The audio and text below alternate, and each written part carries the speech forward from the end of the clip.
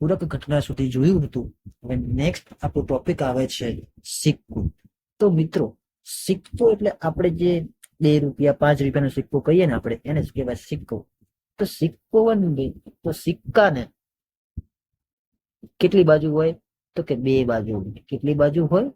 2 બાજુ હોય. જેમાં તમારે એક હોય હેડ અને એક હોય ટેલ. હેડ ને કહેવાય છાપ, ટેલ ને કહેવાય કાંટા. તો કે એક સિક્કાને એક વખત ઉછાળતા મળતા પરિણામ કેટલા?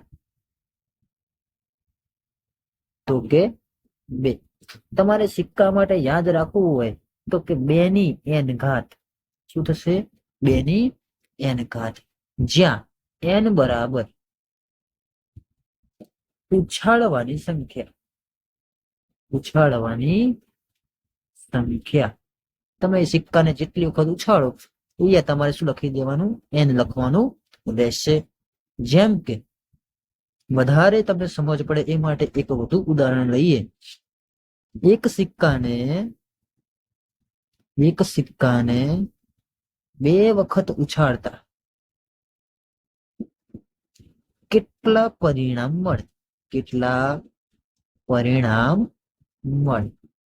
તો કે 2 ની n ઘાતમાં તમે સૂત્રની જવાબ મૂકો તો 2 ની કેટલી વખત ઉછાળવાનું મિત્રો? તો 2 વખત. તો 2 નો વર્ગ કેટલો થાય? તો કે 4. એક સિક્કાને તમે 2 વખત ઉછાળો તો કેટલા પરિણામ મળે? તો કે 4 પરિણામ મળે. કયા? તો કે H T ને TH. આ 4 પરિણામ મિત્રો આપણને એક સિક્કાને ઉછાળતા આપણને મળે છે. જો આ સિક્કાને 3 વખત ઉછાળીએ આપણે, 3 વખત એક સિક્કાને ઉછાળતા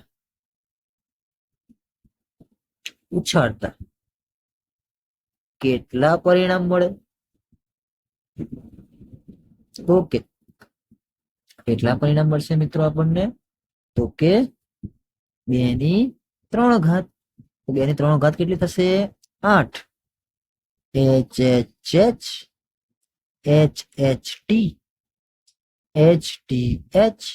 TH નીચે TTH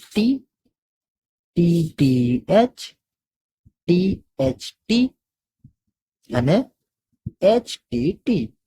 જે તમે ઉપર લખ્યું છે એનું વિપરીત એટલે કે એનું ઊંધું તમારે લખવાનું રહેશે.